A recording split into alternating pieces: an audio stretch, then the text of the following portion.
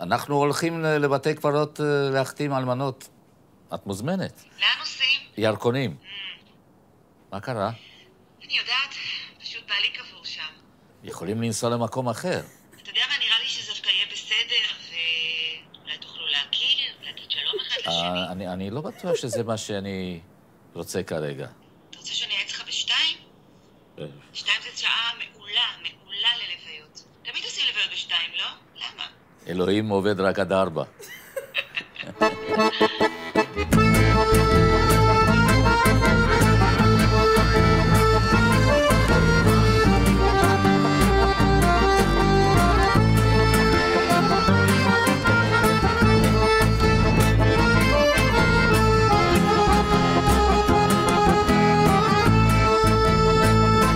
סליחה? שלום. שלום. אנחנו דבר ראשון רוצים להגיד לך שאנחנו דבר ראשון משתתפים בצערך. למה? טוב שהלך. הוא היה חולה הרבה זמן?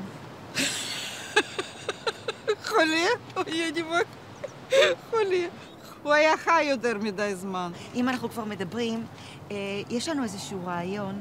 אנחנו הולכים להקים מפלגה לאלמנים ואלמנות, במטרה להקים לנו כפר נופש. וואו, כפר נופש? כן, לאלמנים ואלמנות. איפה? לא רחוק, במרכז. כן. רגע, שנייה, אבל למה אלמנים ואלמנות?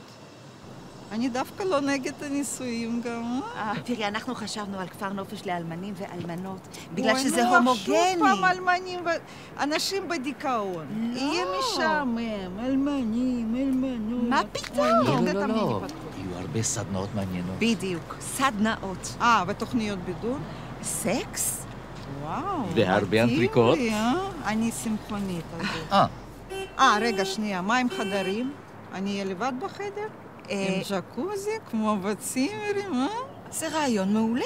לא חשבנו על זה. נכון? אז ג'קוזי יהיה. בטח! יהיה. אלמנה עם ג'קוזי. מעדיפה אלמן. תודה רבה. ואתה תדאג שיהיה לנו כיף, זה מה שאני אעשה.